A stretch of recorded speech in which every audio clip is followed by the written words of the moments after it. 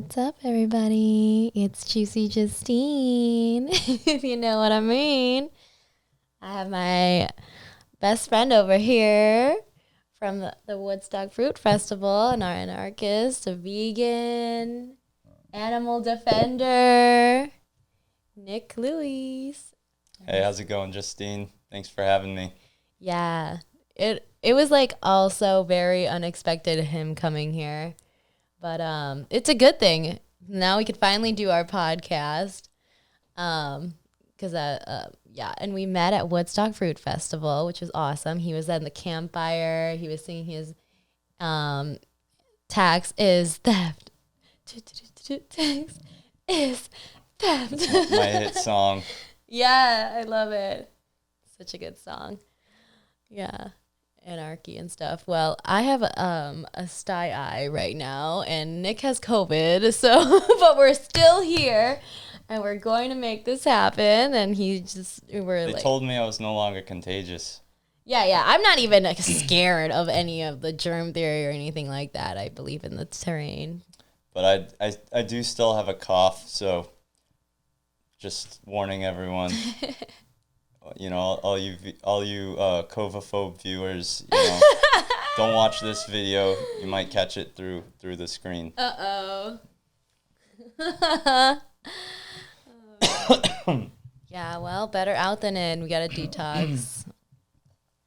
Yeah, you have like a little healing center here. You gave me the herbal tea and the tinctures, and I already feel a lot better, actually. Oh, that's good. Yeah. I'm glad. So, just a little hydration and nutrition goes a long way. That's right. Healing herbs and detoxification. Yeah, it's great. Mm-hmm. Yeah, because I love hospitality too. Like I was going for nursing, and well, then I found out they're not actually healing people. So this method is a lot better. Mm-hmm. Holistic healing, vegan, eating plant-based, and being vegan is totally something else. It's more than just food. Yeah, it's a moral philosophy. That's like, whenever I hear people say be vegan for health, I always I call myself a neurotic vegan zealot because I have to jump in and correct them. Like, it's moral philosophy about, not exploiting animals. Has nothing to do with health. Exactly. Raw vegan is for health, and Yeah. vegan is more than just the food in your health. It's for the animals. Yeah, and I my handle on social media is Vegan Equilibrium because I believe that there is a balance between, when you become vegan, it's good to understand things about health because we want to show not only is, vegan correct morally, but eating plant-based can be very beneficial. And, we want to set the best example we can. So understanding the logic and the philosophy, as well as understanding health and your environment, and even even things like anarchy, I think, tie into it. Yeah. Could you explain more about anarchy? Because that was like amazing. I the first time I've ever heard that word, but I always knew I always knew that I didn't like the government, which literally means to control your mind. Yeah, that's right. The Latin roots of the word government, the etymology is gubernare mente, which means, to control the mind.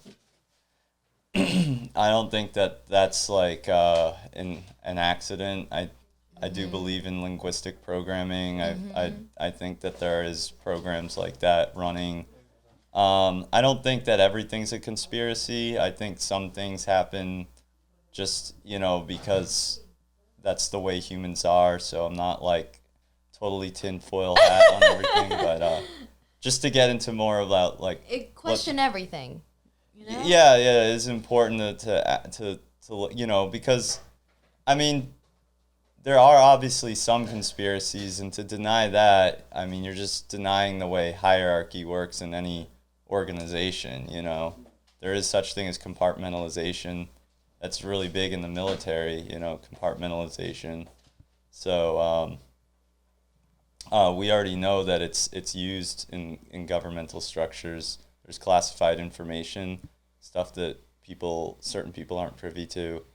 But I think we're like kind of like getting off the topic of anarchy in general, which is the word anarchy is I think it's Greek, and I think it's the suffix an means no, and archy means rulers, right?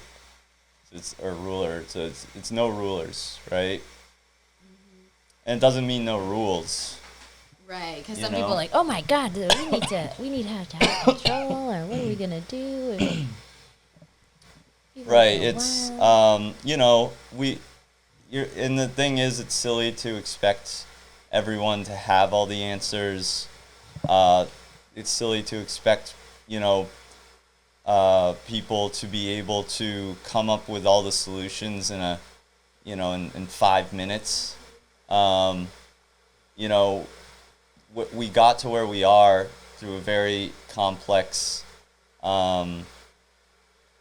you know, web of mistakes that there's not any real easy solution to, but that doesn't mean that holding the moral philosophy of anarchy is wrong.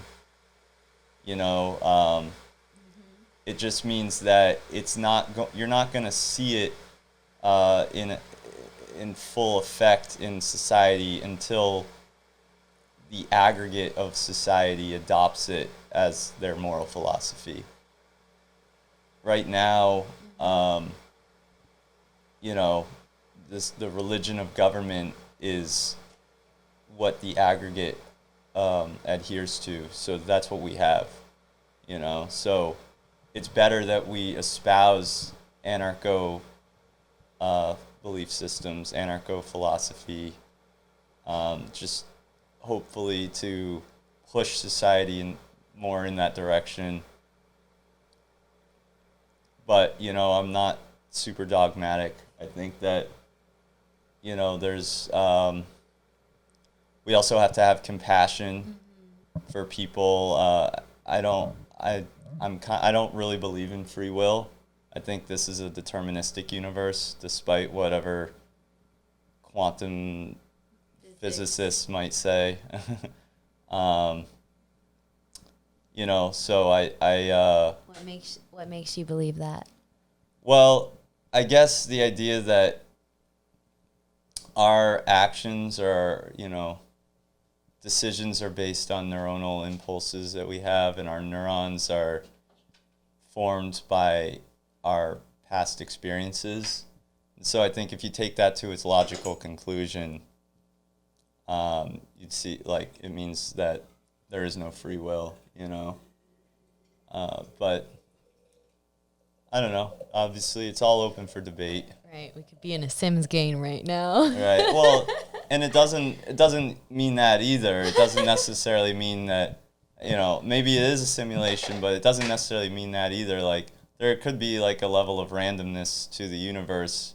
It just means, you know, maybe when it comes to sentient beings, biological sentient beings, that there's pretty much no free will. That's just the way I see it. I could be wrong, but when I think about things that way, it makes me have a lot more compassion for people, and I try and remember to have more compassion for people, because it means that no one's really choosing what's happening to them or what they do, you know. A lot of the bad people, they don't necessarily choose to be bad people. I know a lot of that might trigger a lot of people to hear me say that, but so I try and remind myself that whenever I start to become resentful, because it feels like there's a lot to resent, right? Whenever I see like animals being hurt, slaughterhouse footage, whenever I see the other like atrocities that happen to children, it's The suffering. yeah, the suffering. I think one of the best solutions is to spread anti-natalism. That's my I think that's one of the best ways to reduce suffering in the world. Yeah, and it's so crazy when you're the first person to introduce me to that whole concept, and we were watching Under the Stars, and I saw a shooting star just as you said antinatalism, and I was like, wait, no one's ever told me about that, and then I was like, I dove more into it, and I was like, wow. It kind of makes sense. I mean, like everybody around me though is like, you should have a baby. Just see, like you're already in your 20s, you're gonna be old and blah blah blah. And like my mom will be like, you should have it by your 25, or else you're gonna be lonely. Who's gonna take care of you? And I was like, Mom, it doesn't even guarantee someone's gonna take care of me. And like this world is insane, and like I'm not trying to. I don't know. Like, there's just so many factors. Like, you explain it better. I mean, if you just You've known look at a lot of people that are like a lot of the geriatrics that are in old folks' homes. Like, most of those people had children. They're not, they're not being taken care of. Well, like maybe like their children are financially helping them, but I wouldn't even say that that's the case. I mean, I'd say a lot of people just get dumped in the old folks' home by their children, and that's it. Yeah, I used to work in the nursing home, so I understand how that life is, and it's really sad seeing the way they just like. Yeah, it's it's interesting how people can go to a place like an old folks' home or work in a hospital and see like all of the stuff that basically like is guaranteed to happen to like at least 60% of the population, at least, if not much more. And to think, oh, I'm gonna gamble with someone's life by like bringing them into this world where there's a very high probability that they're gonna end up like one of these tragic cases that we see in any hospital or any old folks home. I mean, I tie veganism, anarchy, and anti-natalism together. I think there is a strong intersect.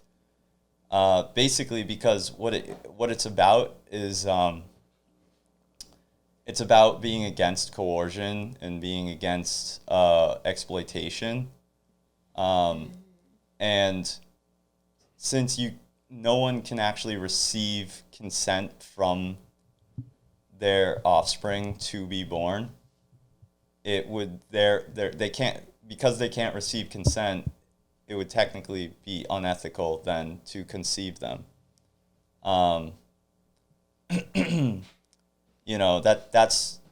That would be the logic I use, and I think it's the same reason why I'm vegan. You can't receive consent from the animals to do what we're doing to them. And if they could speak, I'm pretty sure they'd be like, no way. Right. And you could see in their eyes and their tears. I mean, they can speak. It's just like... It's just a different... It's a different language, and people ignore, like, what it obviously means, Yeah, for their greed, for their... Just to be cruel, to conform to this cruel society that they're trying to manipulate people into doing. Yeah, absolutely. So, and, anarchy is no rulers, no coercion, no exploitation. That's what it's about. So it's all really one and the same. If you're truly an anarchist, you're truly a vegan, you're truly an anti-natalist. That's the way I see it. Yeah, I love that. So unique. Like, how do you find like someone so like who thinks like this, right? That's why we had to get him on the podcast, share his thoughts. This is amazing. Yeah, and like, what are the chances that you're gonna be around town? I know, right? Right? Yeah, I wasn't. I didn't even consider. I flew into Minnesota to pick up a camper van. Such a nice van. Yeah, I'm really happy with it. DLM, I think it's DLM Distributions, is a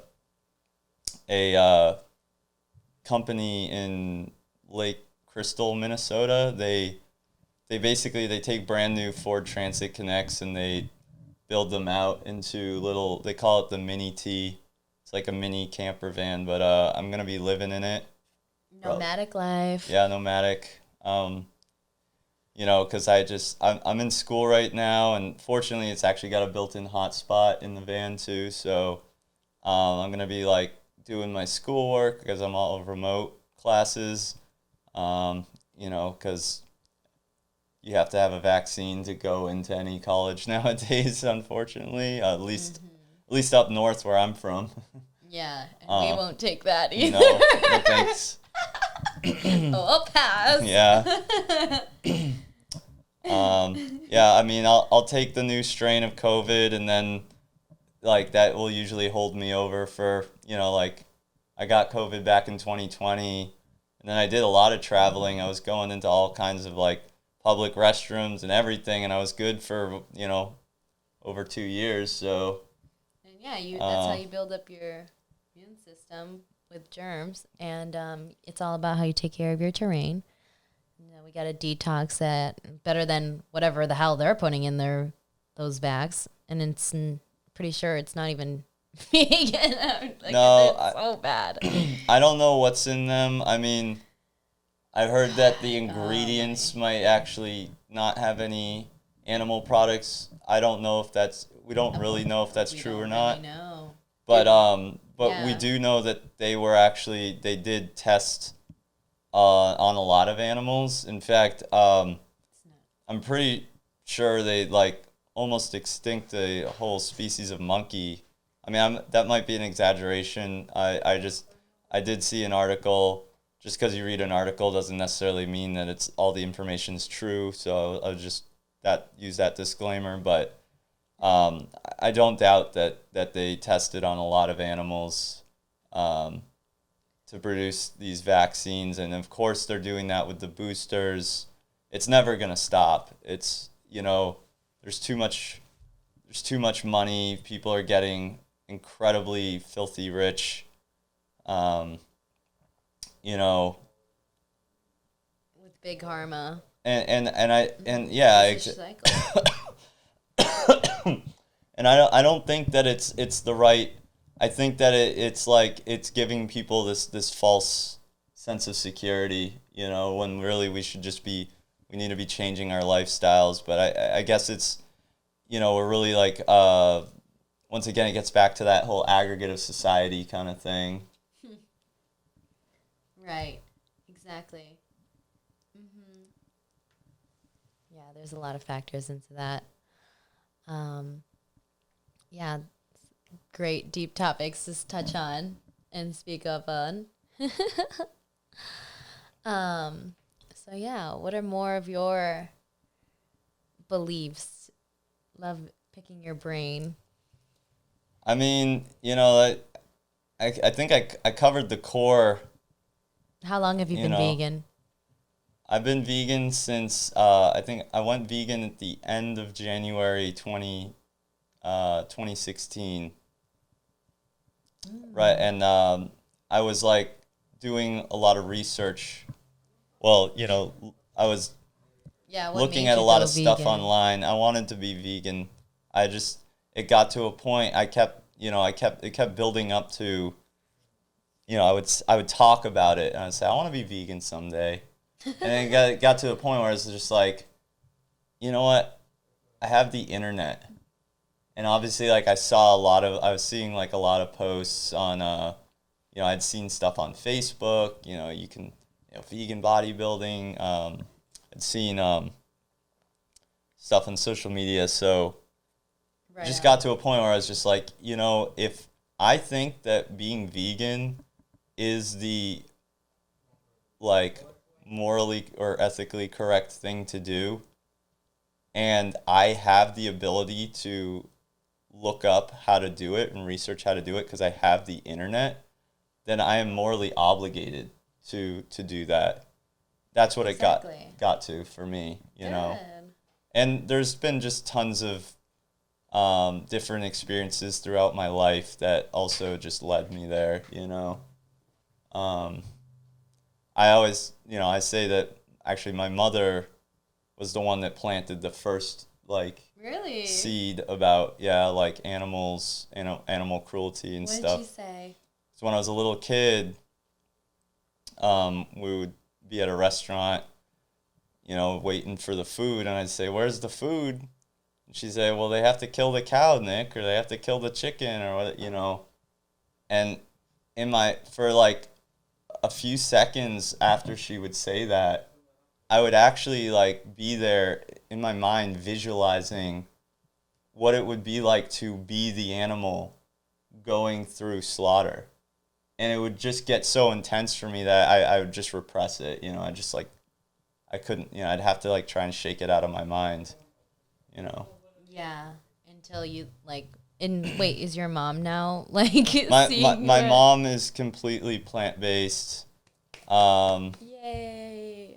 So proud of her.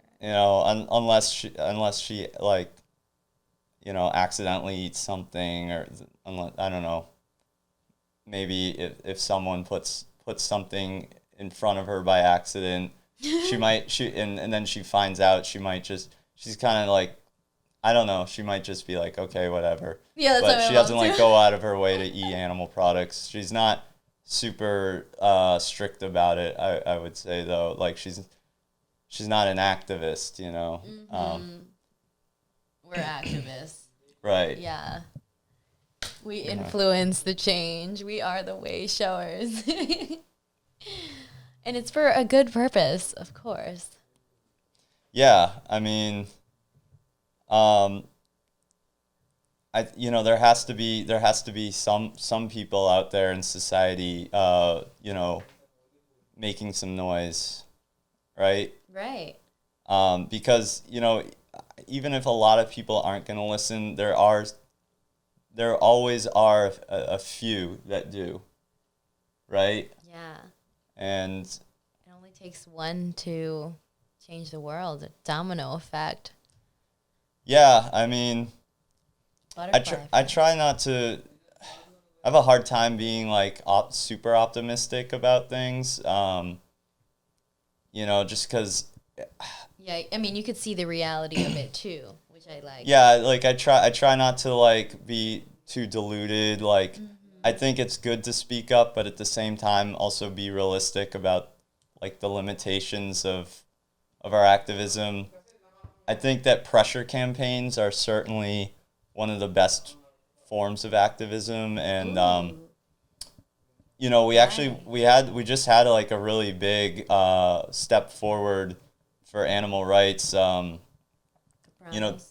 What? Was it? DXC. Oh, DXC. Wayne and Paul were two activists with Direct Action Everywhere. They had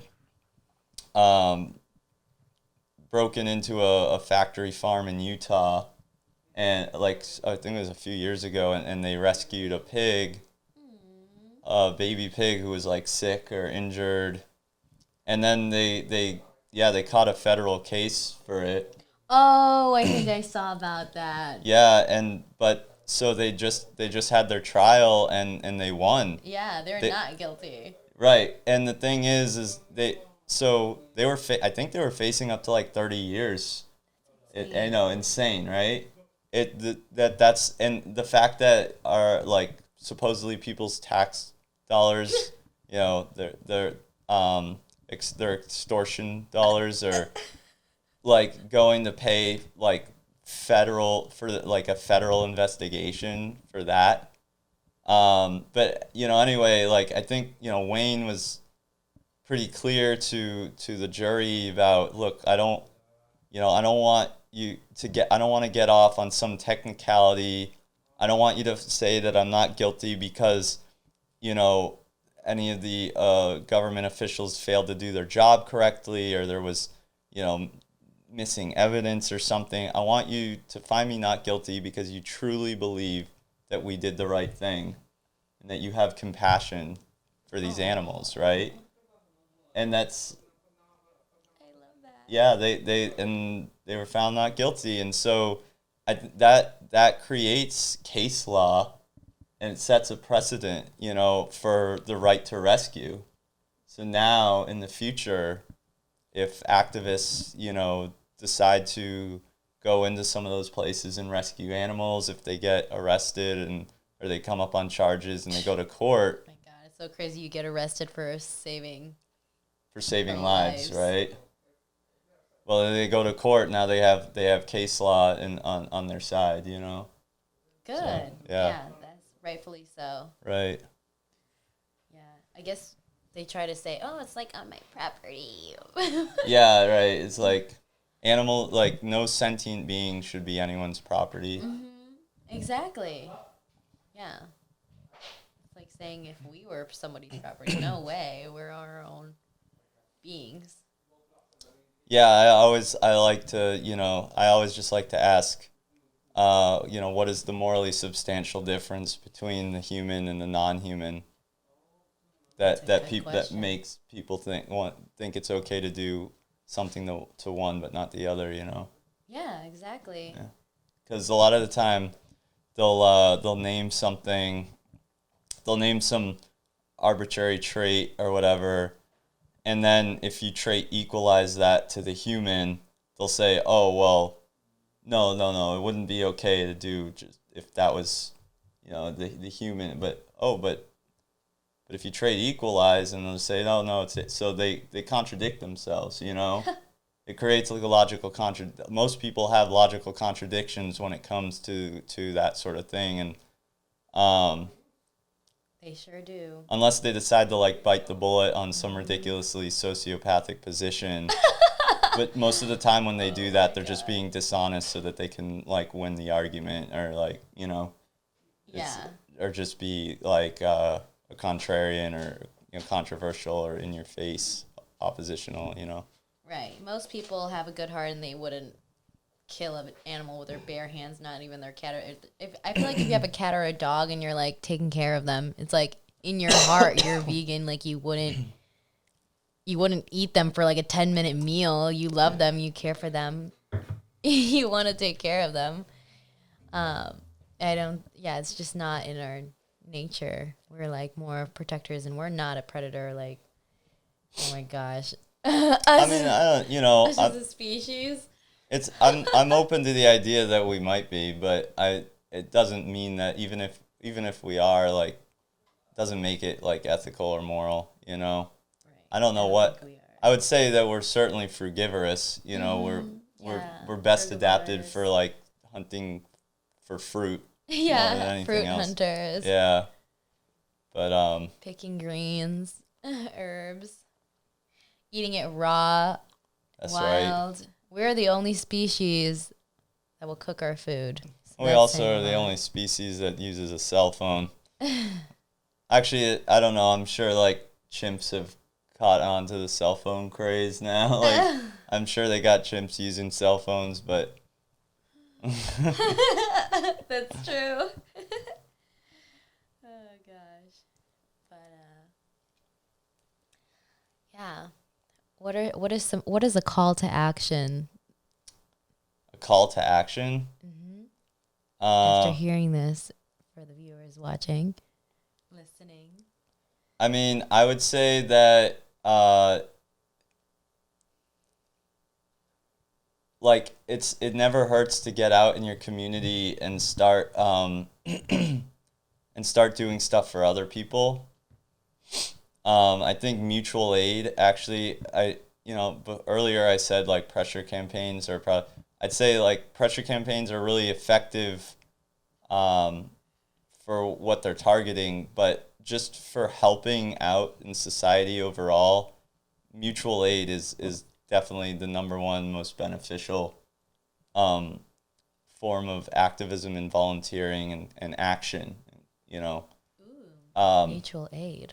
Yeah, so just like basically get people to donate, you know, food, plant-based food, find grocery stores that are throwing stuff out that you can take, go dumpster diving, ask restaurants for stuff that they're throwing out, and just prepare plant-based meals and give it to the homeless, give it to the less fortunate, you know, the people that need it. Right. And volunteer at animal sanctuaries. And I actually need to take my own advice. If you're not crazy about animals, you don't feel obligated to do that. You know, there's all kinds of other stuff you can do. That's what, you know, like the food thing helps too. Educating yourself. But if you don't mind working with animals, you know, sanctuaries are always looking for volunteers. That's right. Yeah. Yeah. And you get to see how, you know, how the animals are. They're sentient beings. Yeah. I'm just gonna, you know, I have to admit, I think I've only ever been to a sanctuary like twice or something. So I'm not like, Yeah. I'm not like the best example. At least you go. Oh, I mean, you've been to like more like activism stuff, which I really like. Did you go to Caporos. Caporos? I actually did not make it this year. No. But last year. Last year and the year before, yeah. So it was really brutal. Yeah, what'd you see?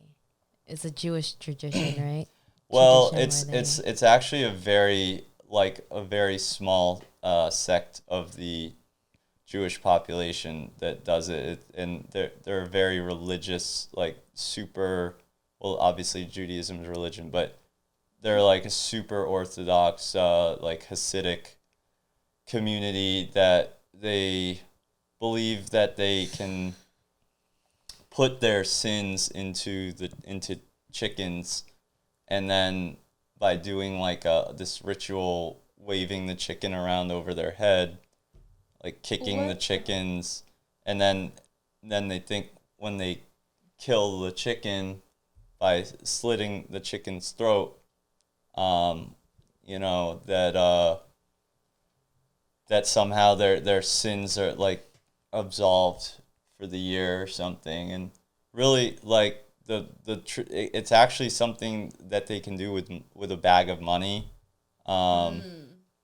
So like you know, in some of the religious texts that talks about Kaporos, it says it can be done with a bag of money instead. So it's like, why are they doing this, you know? Yeah, why are they doing that? And the chickens are kept in these filthy, disgusting conditions. They're shoved in like a dozen in a little tiny crate that can barely move around, stack the crates on top of each other, and then there's just basically this big puddle of, you know, blood, piss, and shit everywhere. Yeah. Oh my god, you got to experience that firsthand. Yeah, you walk through the puddles of it to like feed and water the birds, and then you get heckled by the practitioners, and like they like kind of try and bully you, like even even teach their kids to like say snide remarks to you and like the activists, but fortunately, like more and more birds are getting saved by activists every year, getting rescued. You know, sites are actually starting to get shut down because people are calling in, like making complaints. You can like file as many complaints as you want, which is like a really good way to do some activism, even if you don't want to go. That's right. Yeah. Yeah. It's a great way to go about it. And yeah, thank you for exposing the truth on that. Mm-hmm. Yeah. Yeah. So, You're a musician, right? Or you're a singer? Yeah, I just started. But you're more of a musician than not me. You just put out a song, right? Raw and real. Raw and real. You and Anetcha. Yeah, what'd you think of that song? I thought it was pretty catchy. Oh, thank you. Yeah. Yeah, so where can we find it? You can find it on YouTube, where this is Juicy Justine, if you know what I mean. What's that song about? Raw and real. I mean, I know what it's about. It's about, being raw, being real, like eating the food we eat, and what's going on in like this whole world. Like what we were saying, like the having compassion for the animals, and that we're a frugivore species, and that we are trying to get out of this whole government matrix systems, going off-grid living, planting fruit, forests, green energy, wholeness. Nice. Are you planning to live off-grid in a fruit forest someday? That would be the dream come true.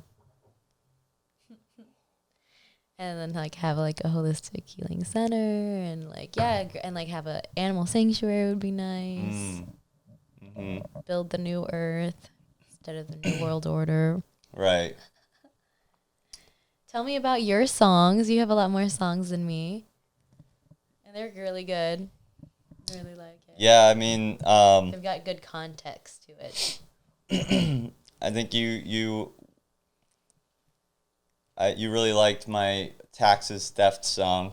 I do. I loved it. It's so catchy.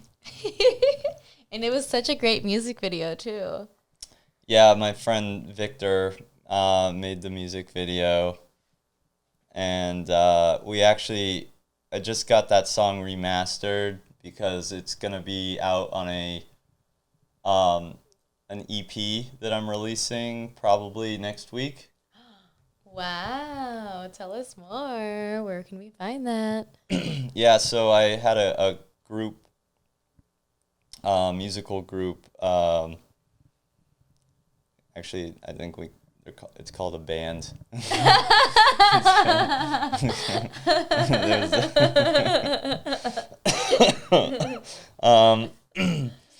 Yeah, we're called Gorp. Although, Gorp? yeah, wait, Gorp. Why that name? It's like an old, I think it's an old-timey term for like trail mix, and it stands for good old raisins and peanuts. Oh. But it was a word that I heard my ex-girlfriend when we were together. I heard her use it, and I was like, Gorp. That kind of sounds like a crusty thrash punk kind of band. Like a thrashy, crusty ska punk kind of sound to it. So I was like, I think I got to call the band Gorp. That's the first time hearing that word. It's definitely unique. Yeah. So nice. Yeah, so we got the album coming out probably next week. And where do we find that? I think I'm gonna probably put it on YouTube, but YouTube like really screws up the fidelity of the algorithm of the music. Oh, really? Yeah, it's not really, because I think YouTube is more made for stuff like this, like podcasts, so they're not more visual. So I noticed when I upload to YouTube, like it takes away some of the quality of the mastering. But I'm still probably gonna upload it there anyway. It'll still sound good. So it's gonna sound great. I'll probably put it on Instagram at some point too, because Instagram, for some reason, doesn't ruin the sound quality. So maybe SoundCloud or something. I don't. I'm excited to hear more of your songs. They're like Yeah, we got like it's gonna be 6 songs. Animal Liberation. Animal Liberation. Oh, you remember that one? That's cool. Yeah. Yeah, people seem to think that's a catchy one. It is. It's so good. Maybe I'll give a sneak peek on the podcast here. If you wanna play it for the viewers or something at the end or whatever, you can mix it in. Okay. Yeah, then we'll have a song called Mass Terrain. Mass Terrain. Okay, tell us more about that. It's like that's like the reggae song on the album. Oh. And it's just it was written with I wrote it with a friend of mine. Actually, my friend Vinny wrote the first verse and the chorus. And I wrote the music and the other 2 verses, and it's basically just about, like townie in Massachusetts, who has, he never really like made it out of Massachusetts. Massachusetts is one of these states that's kind of actually, there's kind of a townie stereotype. Really? There's people they just get wrapped up in drugs or just like a working class lifestyle, and just sort of they never really make it out. And so I know like a lot of Massachusetts townies who they just stuck around, became addicts. A lot of them overdosed and died. Or went to prison or something. So yeah, that's sad for them. Hey, you made it out of there. Yeah. So then there's gonna be a few other tunes. So other originals. We have one cover called "Eve of Destruction." That was actually a 60s anti-war folk song by, I think the artist was Barry McGuire or something. But we did a ska punk version of it. Oh, wow. Yeah. You got all different types of genres. Yeah. This album's mostly thrash and ska punk, so. Oh, cool. Yeah. I'm excited to hear it. Yeah. Woo, I'm your fan. Love it. There's a couple other songs on there. I'll let you but I'll let them be a surprise for everyone. Ooh. What's your favorite song on there? Oh, that's a good question because it's hard to pick. It's either between. I'd say it's either Animal Liberation or Mass Terrain, but Eve of Destruction came out really good. So can you give us like a sneak peek? I mean, do you have a way? Do we have a way of is there a way to like plug the phone in? Yeah, there's Bluetooth actually here, and it can connect and it can be a part of the recording. Okay. How do we? So should I go to Bluetooth? Yeah, go to your settings, and you'll find the Roadcaster. Let's see.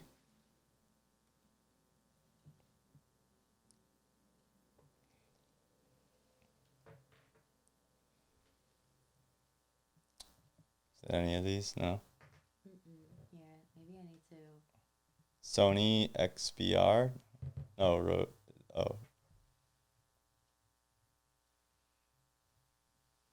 Oh, I got it. I got it.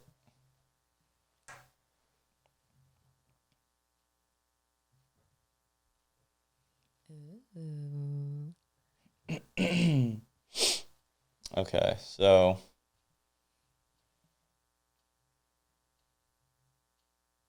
let's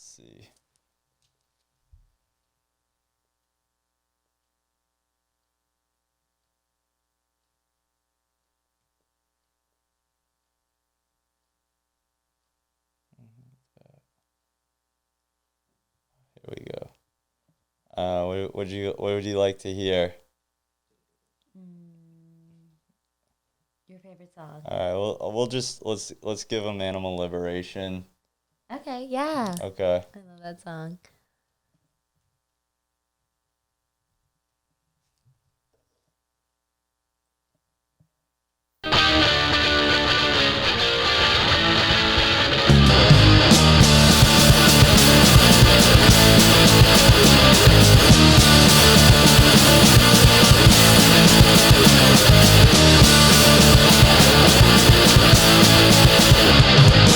Blood and guts, metal bars, stench of fear, wounds and scars, cut the fences, trash the building, empty the cages, free the children, sabotage, take them on. Join us now or it'll take too long. For those crying, those dying, in eternity, or suffering. Liberation now. Nameless faces, filthy cages, smell of fear, and death is waiting. Consuming blindly, your failed to test. They're not just products or experiments. It's not food, it's not science. They keep you blinded to needless violence. The blood is spilled, the bills are paid. Killed in the name, who's to blame? Liberation now. What do we want? Animal liberation. When do we want it now? What do we want? Animal liberation. When do we want it now?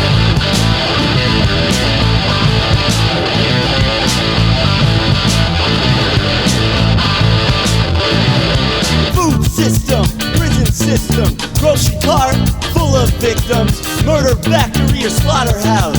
Wake the fuck up, liberation now. Sabotage, raid the lab, hit the farm, then make a dash. Cut the fence, rush the building, trash the place, and free the children. Liberation now. What do we want? Animal liberation. When do we want it now? What do we want? Animal liberation. When do we want it now?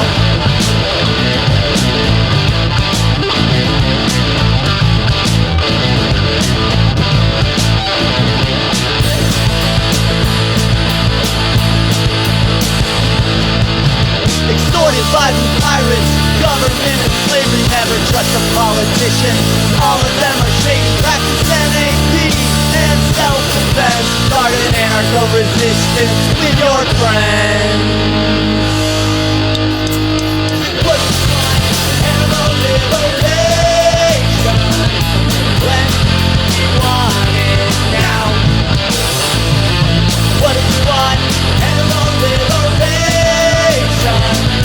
When do we want it now? What do you want?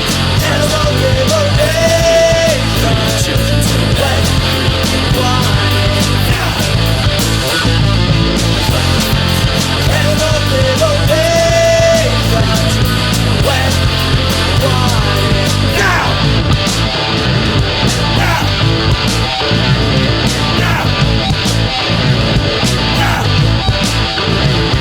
Now! Oh my god, that was amazing. I love that. That was a whole wow, just like the skill, the production, it sounds so amazing, like good context, it sounds professional, like damn. Yeah, you can tell you put in work in that. Yeah, definitely. I was like, if you had heard it before it was mastered, it sounded really juvenile, I guess. I don't know what the right word. It was a good recording process, right? Actually, it was a little difficult, but we did it in a friend's basement on a Porta studio. Damn. It's like a mixing board or whatever, but and and he had to mix on that board without any speakers and without any, without a computer console, and so it actually came out fairly decent considering. But before it was mastered, I really wasn't thrilled about releasing it, and then I sent it to Galaxy Park Studios in Salem, Massachusetts. My buddy Richard Marr, and he did an amazing job mastering it, and it just brought it right to where I wanted it to be. Right, sounds Yeah. so professional. Thank you. I was so impressed. Wow. Yeah, and of course I got really fortunate to have really cool musicians that I met through activism, and that's extremely rare. It's extremely rare to meet decent musicians who can play that style of music like that, who are vegan. It's there. We need more vegan musician activists. Yeah. It's a great way to portray the message. It's, oh my gosh, it's so like, yeah, you could jam to that. Yeah. You get the message. Yeah, I mean, my one of my biggest dreams, might seem kind of silly to say it's one of my biggest dreams, but is to be playing that song live and have people dancing and moshing to it.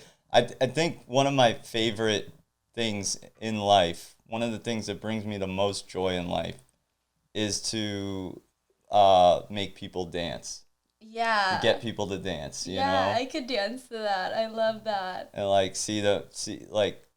knowing that my music is making a mosh pit or making people like skank or just move in general, So yeah, that's some good energy into that song, and like, damn, like it really like vibrates. And we wrote, actually, it's interesting. So I wrote the music, but the lyrics were, well, I have these these get-togethers with activists up at my family's lake house in New Hampshire, and I was up there with a few activists, and we sort of I was just like, I have this concept for a song. I'm writing the music for it. I have like a riff. I need help with the lyrics though, and so it was like we went around in a circle and we all just wrote bars, and yeah, I had like, that's like some of my best songs, I think, were collaborations with the lyrics. Yeah, putting more minds into it. Right. Actually, I was at the Animal Activism Mentorship Convergence in Chicago this past summer, and at the house we were all at, I was like, okay, we got to write a new song. We haven't recorded it yet, but it's definitely the next on the docket. But I just really amazing reggae song we wrote. I went around the room. I said, all right, give me a lyric. And some people didn't even know what was happening. They're just like, they responded with something random that like fit perfectly, like, Wow. but it'll be another great activism song. So that'll be out soon. And I want to do more of those. I want to do more collaborations with people, writing lyrics. Yeah, we got to do one. Absolutely, yeah. Absolutely, yeah. That's how the best stuff gets written, I think. Yeah, I agree. Except for Taxes Theft, I wrote that all by myself. You did? Yeah. I wrote Damn, that that was good. I like totally reposted that song. Oh, no kidding. Yeah. Oh, cool. Oh, I loved it so much. I mean, it's so true. Like, and the way it's like sung is like really good too. So, props to you. Thank you. I'm so proud of you. You're so talented. So, I mean, I'll share. I would share like a couple more. Yeah, share some more. Share some more. I figure maybe I'll like share like just a short snippet of a few, like, and then I would love to hear it. I seriously love it. let's see. I'll do Mass Terrain, and then Yeah, because you were hyping up that mess. Right? yeah, and I'll give people a little bit of Taxes Theft, and I love Taxes Theft. So we'll save that for last. Yeah, okay. Do we want to do the whole song, or are we gonna just do like a portion? The whole song. You want the whole song? All right, because this one, Mass Terrain's a little long, so I don't know, but yeah, whatever. You show your snippet of that. Ooh, I haven't heard it yet, too. So.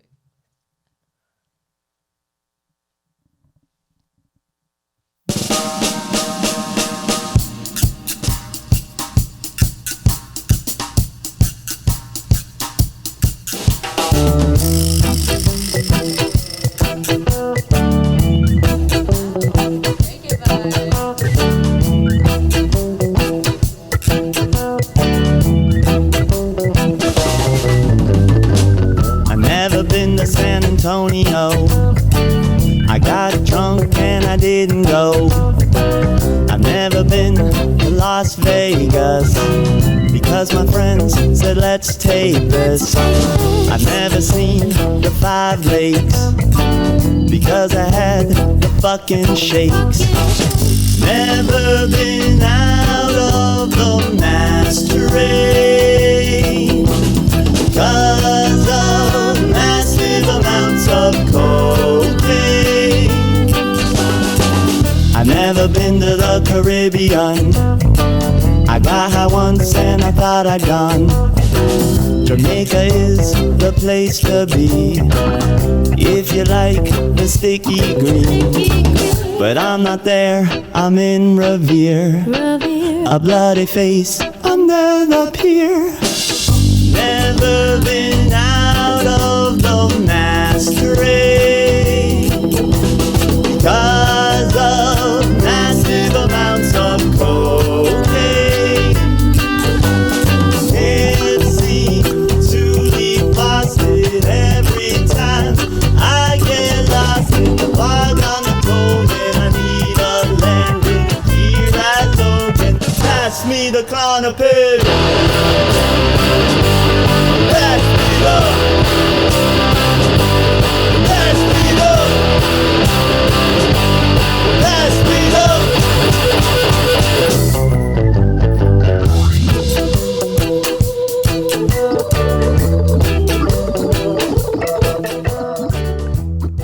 Oh my gosh, I loved how you like mixed like reggae into that, and then like, oh my, wow, that was awesome. Yeah, you'll be able to hear the full song on when the EP comes out. So. Yay! And I like that girl's voice too. She's like, woo. Oh yeah, that's Lacey. Shout out Lacey. Yeah, Lacey Edwards. Sounds so good. Yeah. All of you. She I was so glad that she was able to come record on that.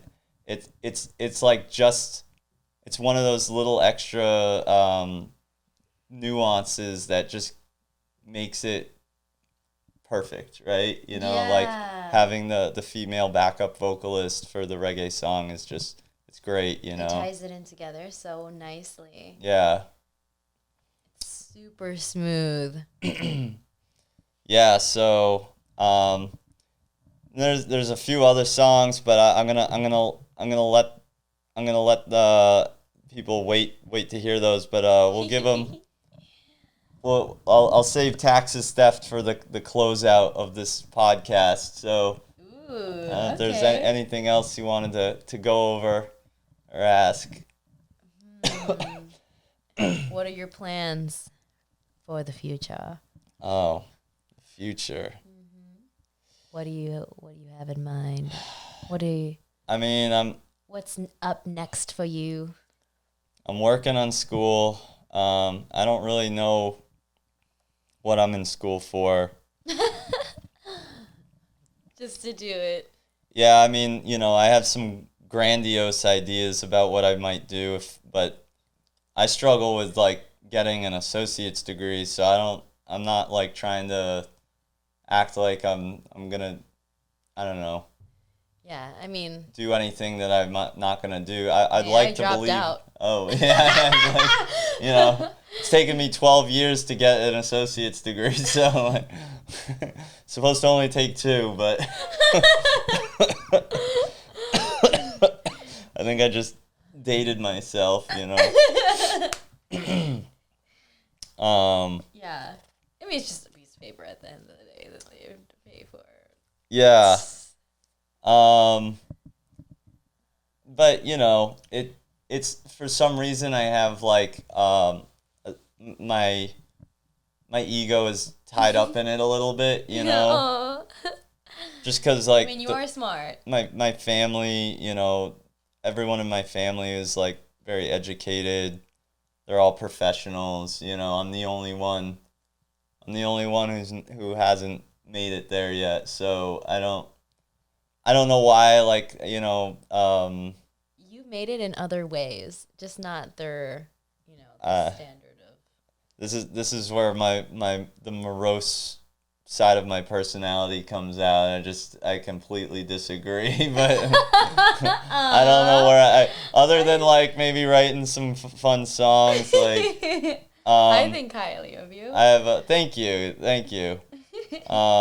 I think highly of you too. Aw, So you know, but at the end of the day, I don't know. It's like I have a hard time like figuring out how I'm gonna like support myself, how I'm gonna, you know, where my ambition comes from, where's my motivation, you know. I mean, I obviously there's stuff that I like to do and that I'm passionate about, but it's not stuff that really like makes money. You know, it's not things that and then when I attach the idea of making money to something, it instantly becomes less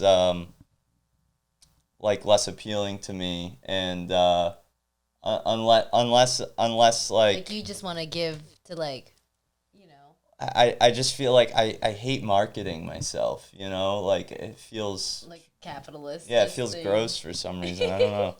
Like my therapist calls it an emotional block, you know. Really? Yeah. I've never been to a therapist, so tell me more about that experience. You absolutely must see a therapist. Yes. Yeah. I like. Which one do you recommend? I would totally recommend my therapist to like everyone. Really? I just he's like super How'd you find booked him? and busy, and I got very, very lucky. It's like extreme stroke of luck because he's actually a vegan therapist, and he's been ethically vegan for like over 50 years or something. Oh my gosh. Yeah. Wow. He's 91 years old, or like 92 years old or something. Damn. But shout out to him. he's with it, you know. Yeah, he's with it. Oh my gosh! So what does he say to you? I'd love to hear more about like. Oh, I'll have him send you his notes on it. Yeah, I'll have him send you my file. Okay, I'll look into that. Yeah.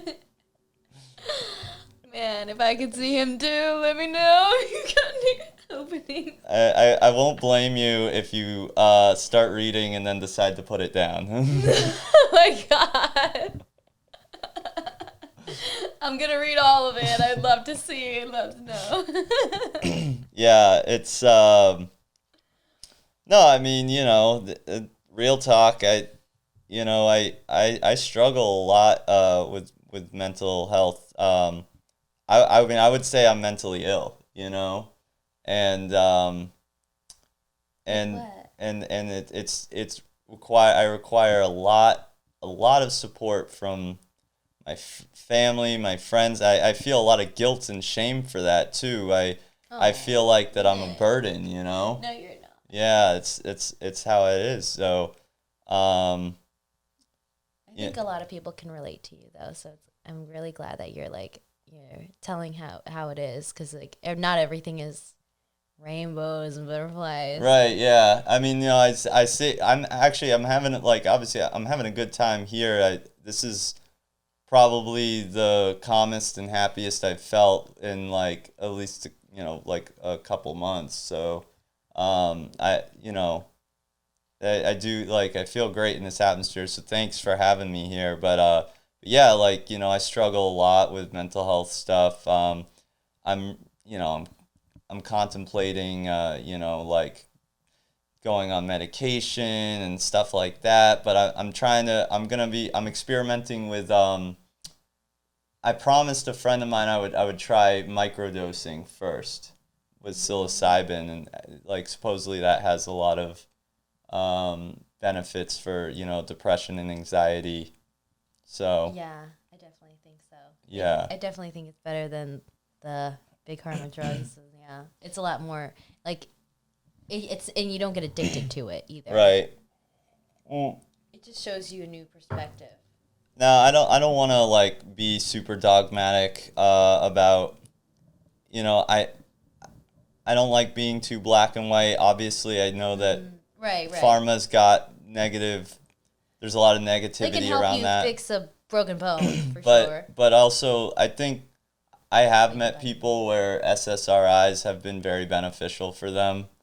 So Well, then good for them. I don't like want to I don't want to like Put it all the make way it down. make it evil, like Yeah, an evil yeah. thing, because there's like I mean, there's some evil things, you're, but like the thing is that when you struggle with depression, it is like, even though it's different than say like sciatica or something, it's still it's still an extreme form of suffering. You still do feel like you're in hell sometimes if you wake up and you feel like you're waking up into a nightmare, because like you think that just that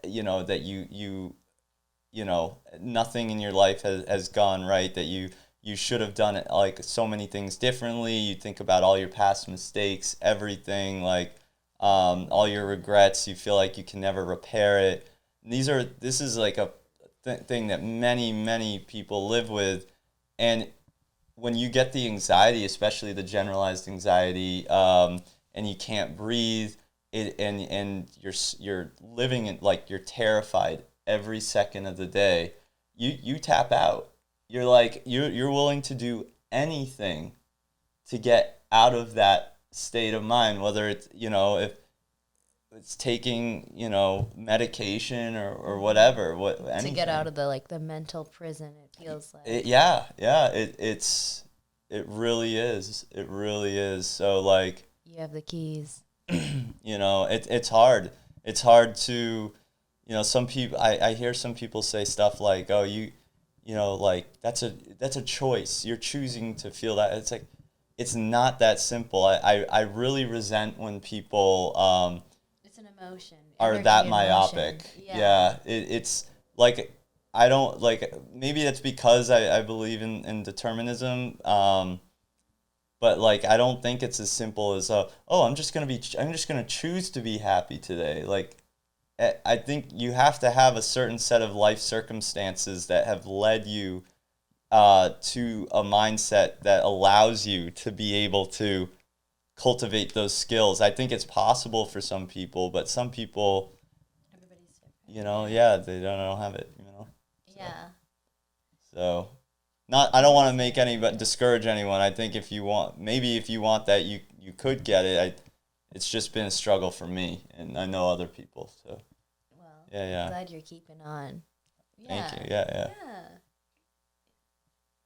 Yeah. I'm here for you. Thank you. Yeah. I'm here for you too. Aw. Oh my god, I love you.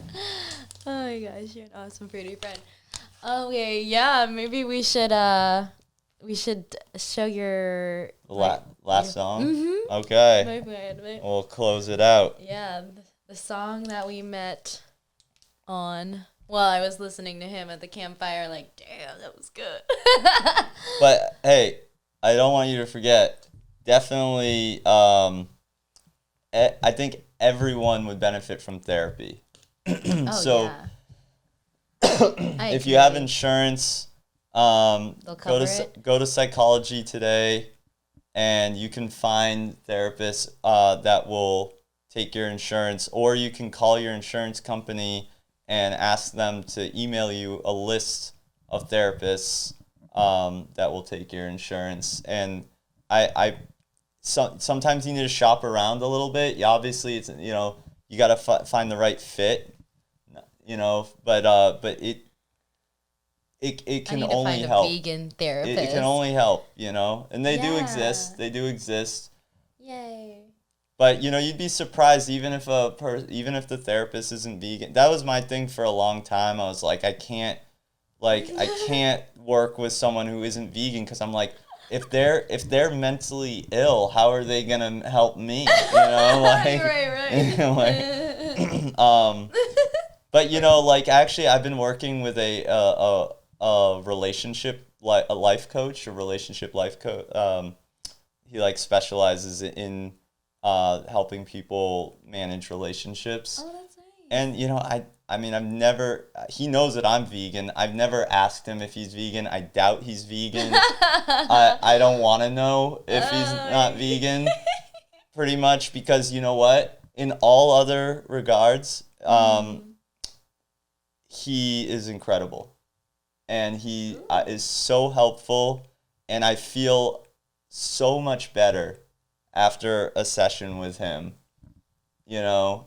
It says a lot. Yeah, so I even if you're vegan, I get it. I totally get wanting to work with another vegan, but I think you'll find that these people, they will, maybe you just talking about your problems and what you're dealing with, even in veganism, without necessarily projecting it onto them and saying, why aren't you vegan? Just talk about how you feel about other people not being vegan. Maybe you plant the seed. You know what I mean? Yeah. So I don't know. I love that. Don't let it deter you from finding they can still be a good therapist. Anyway, yeah, I'll leave it there. But this is taxes theft. Hey. Yeah. Yay.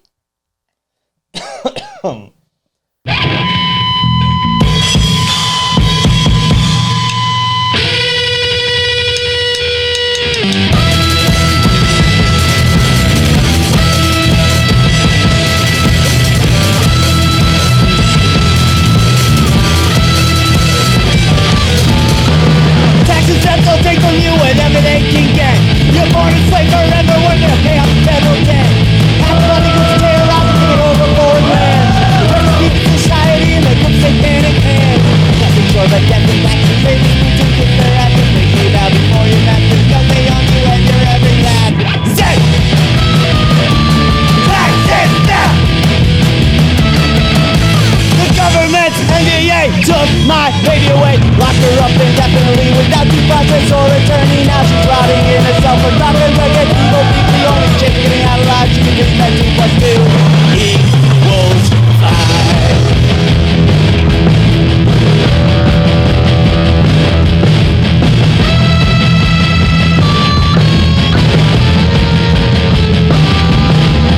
What makes you think you got the right to take any amount of what I make? I don't wanna steal from you. We'll never have freedom without the truth!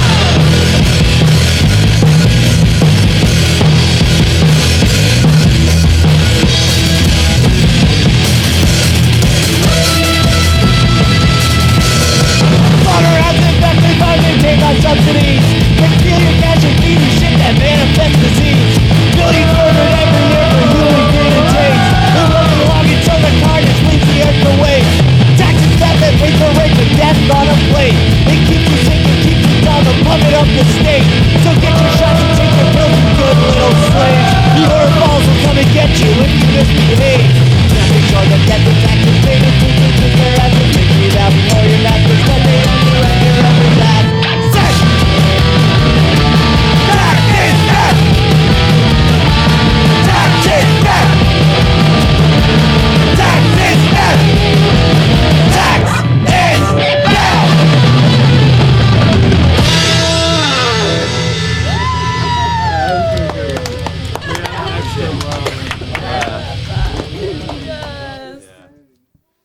So good. Oh my, that deserves a clap.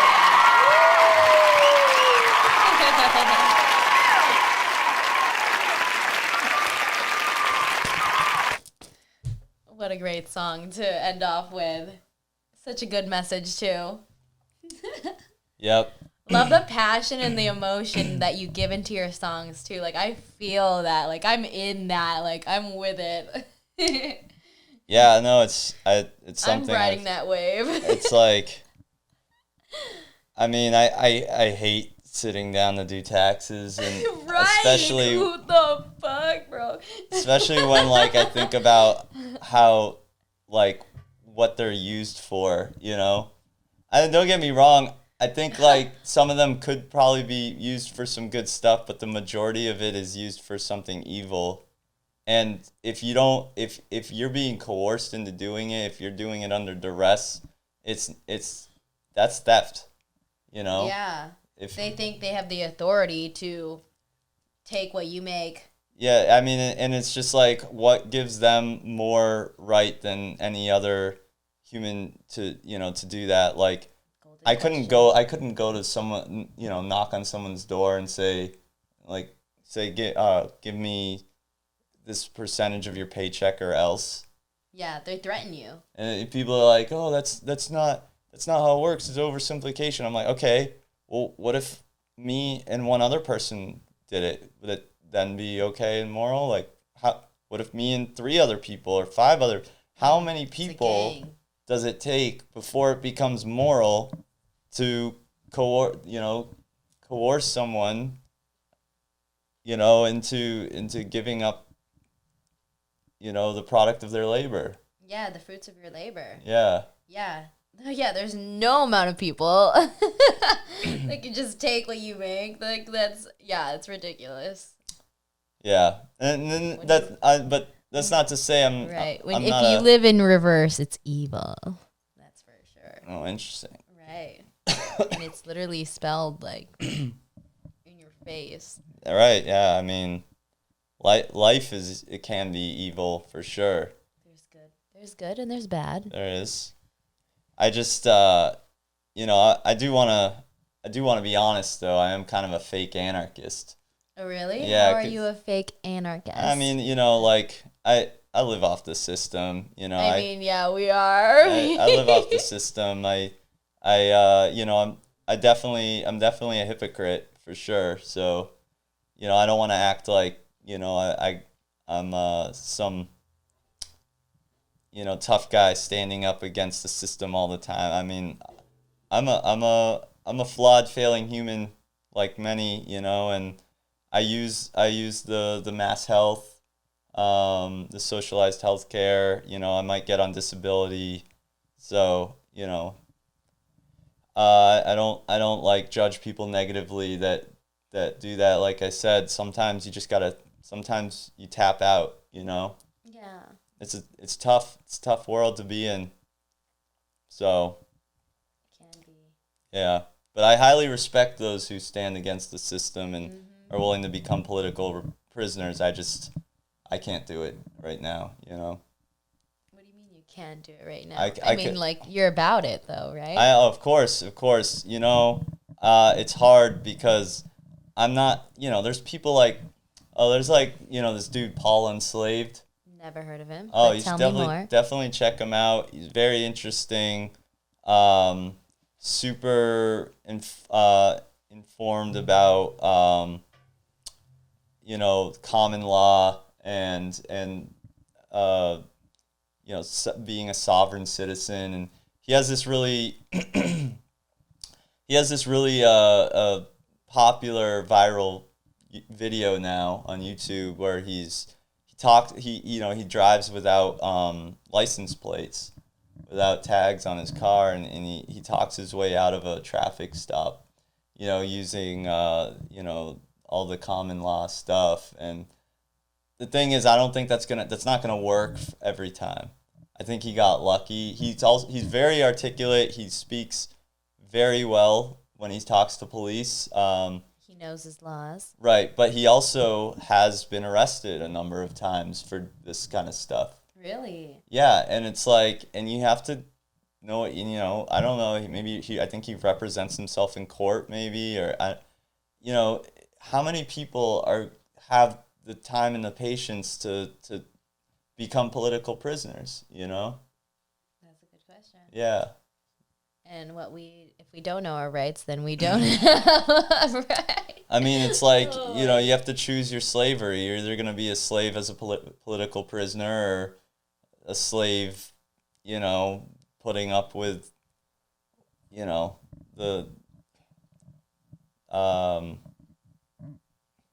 you know, the tedious, pedantic How do you think we break laws. free of that?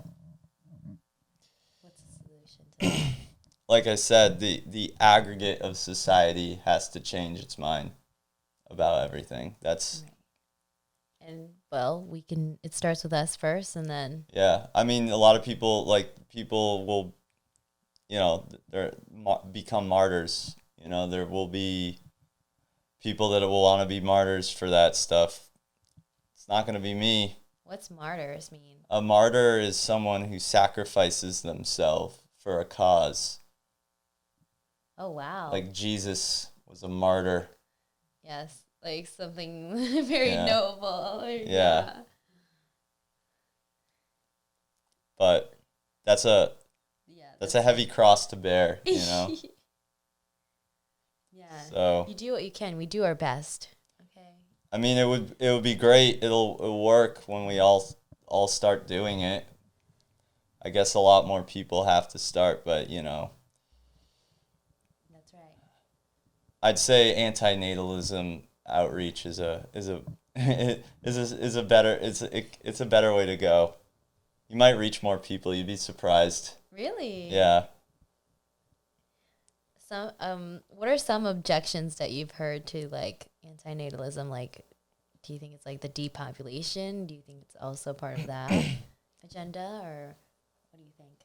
Well, you know, I hear like that's sort of the libertarian Alex Jones, David Icke kind of QAnon, you know, fear the lizard people, tinfoil hat, like they're worried about this depopulation thing. Well, first of all, if there's like some, you know, government plan or you know, deep state plan to depopulate, that's not a ethical anti-natalist stance. That's just them trying to whittle, you know, make, I don't know, more room for themselves or something, you know, like, or get rid of humanity. they want the environment to be cleaned up so that they can live here and, you know, have this be their playground while they enslave the rest of humanity. That's more of the mindset there. They're still going to breed. They're going to have their offspring. They just, you know, want to control the herd here. But I don't even think that that's really the case. I don't even think that that's the agenda. I think that if anything, that's put out there as a reverse psychology thing to try and get people to breed more and create more tax cattle, to create more like debt slaves, and you know, there's like my song. I say, you know, taxes, theft will take from you whatever they can get. You're born a slave, forever working to pay off the federal debt. Half the money goes to terrorizing and taking over foreign lands. The rest is for keeping society in the grip of satanic hands. You know, they need, you know, they need humans for human batteries. You know, yeah, pretty much. So, I mean, the thing is, anti-natalism has not like. I don't see what's wrong with depopulation. I think it's wrong to coerce people into it, but like to have it as a voluntary concept, I think it's a good thing. Like, you go to any major city that like is overpopulated. It's like a human zoo, dude. You ever sat in traffic for a fucking hour and a half or whatever, just I have. for when there's not even an accident, you know, like oh my god, like could you what imagine? why are we sitting here? You know, like if you see the piles of trash everywhere. You know, look at how many homeless people there are, and look at the level of poverty, even in America, which is like a superpower, you know? Right. Just like the amount of plastic, not a single-use plastic that's being, you know, it's Very unbelievable. wasteful. It's unbelievable. I mean, babies have everybody that wants to have a baby, your baby's gonna have microplastic in them. Doesn't matter how clean you eat, how organic you eat. Your baby, your newborn baby has microplastic in them, and you wanna force that on them for what? Name one unselfish reason to have a child. Right. You know that. Right. That's a good point. Unselfish reason, because most people are like, oh, to pass on my genes, or get someone to take care of me. Yeah, it's always to exploit or commodify that child. You know, it's never really for the child's sake. I mean, if they don't exist, they aren't going to, you know, they're not missing anything. They're not going to care about the pleasure that they won't be getting because they don't exist. So, I mean, as far as we know, you know, and maybe there is, I doubt that there's any consciousness prior to conception or after, but even if there is, we can't receive consent, so we don't, you know. Anyway, that's you know, there's if you want a lot more information, go to stophavingkids.org. That's a great website, stophavingkids.org. There's some great YouTube channels to do not watch, a cardinal consideration, social experimentalist. Yeah, there's some great channels on the philosophy of anti-natalism to check out. Yeah, and you've got some videos too. Yeah, my channel, Vegan Equilibrium.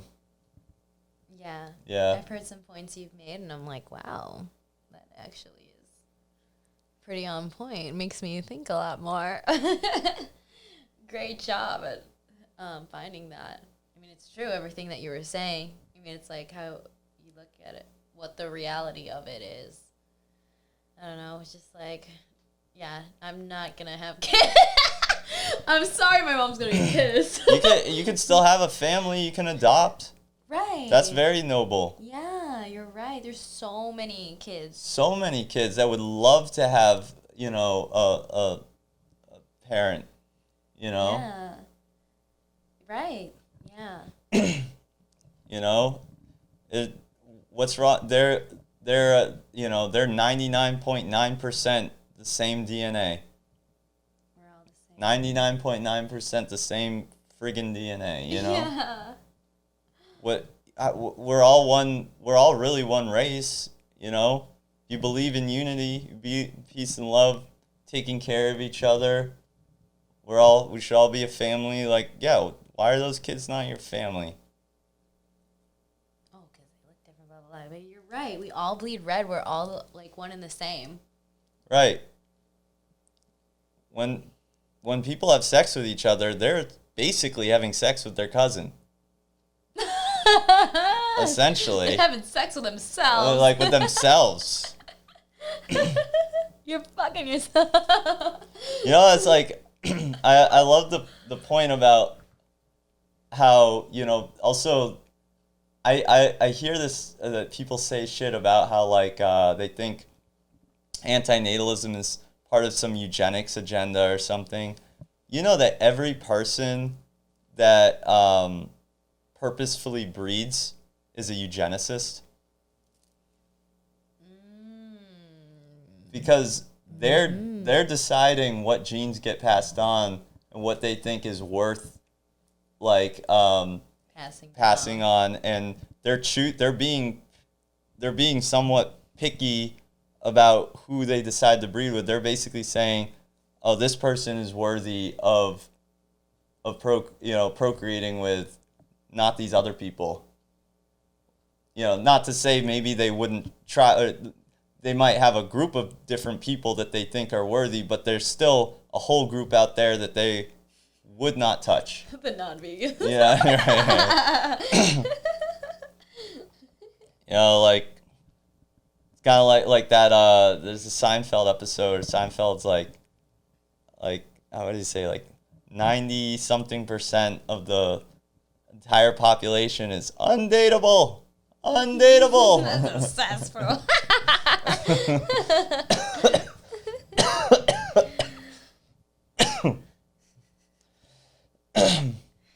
You okay? Yeah. Good. Just getting that COVID cough out.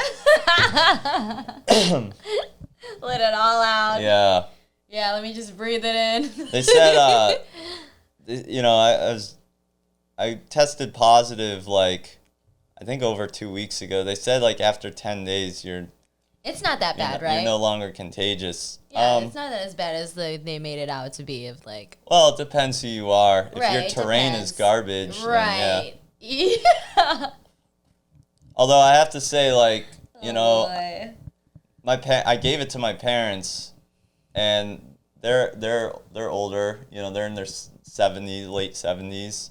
But they made it, right? They're fine, but yeah. Full disclosure, they got the jab. They got all the boosters too. And so did my mom. So, you know, I mean, I'm not advocating for that. I don't know what's what, really. I wouldn't do. I'm personally not gonna do it. You know. Me neither. I think that there's like a cost benefit, you know, risk benefit. Yeah, like. Yeah, like you know, peace of mind. where it's maybe more worth it for some people than for others. You know, if you believe the data that is being put out there. But I think that, like, you know... Fauci, ouchie! Fauci, ouchie. I like that dude, Tyler Fisher. He's like, that comedian. His, like, Fauci impression, like... Fauci, he's like being like Fauci, saying it's like you don't necessarily need to get the shot, and like this money's being thrown at him. It's just like, well, actually, you should take the booster, and like he's like stuffing the money in his. Literally, it's funny because it's true. Yeah, for sure, definitely. Yeah, there's a whole documentary that just exposed Dr. Fauci too. Oh yeah, what was that? Just came out or something. I have the link. I'll probably post it down below, but I'll send it to you too. Okay. Yeah. Cool. So good. So I don't know. My drummer is down in Florida.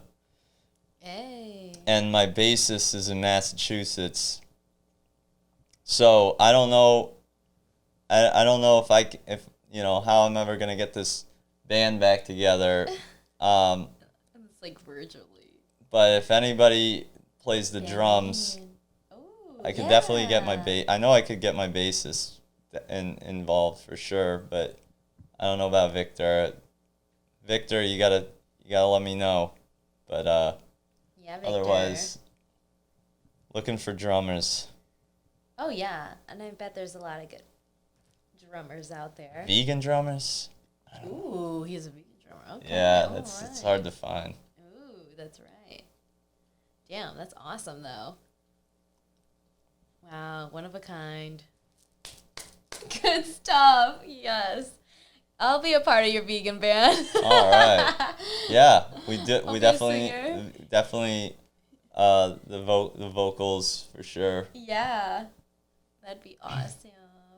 I told you I told you I gotta get you to sing a punk song. I could I could see you doing it. I would totally try that. I haven't done it yet. Yeah, absolutely. It would sound great. Yeah. Oh my gosh. All right, get ready for our new hit single. Yeah. Funk song. And when's your like health spa open? Oh, I don't know. Hi. That's a good question. We'll see when that happens. but I would like to make it happen before 2030. And if you need Living. a personal trainer there, I'm NASM certified. Wow, Yeah. look at you. Yeah. And I work all by donation. I don't charge anything. Wow, that's so nice.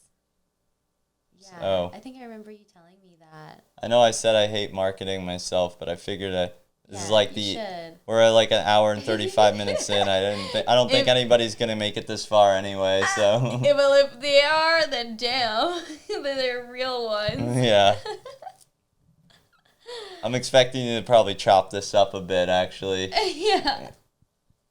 just get the good parts. Oh yeah, I think all of it is good. It was all good. Yeah, I'm gonna keep all of it. Oh, I think okay. it's great.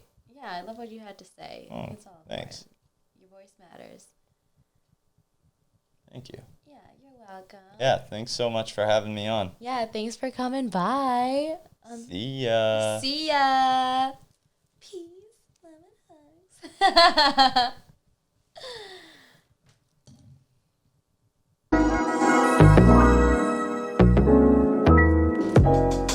Thanks for listening, my fruity friends. Be sure to like, comment, and subscribe if you liked this episode.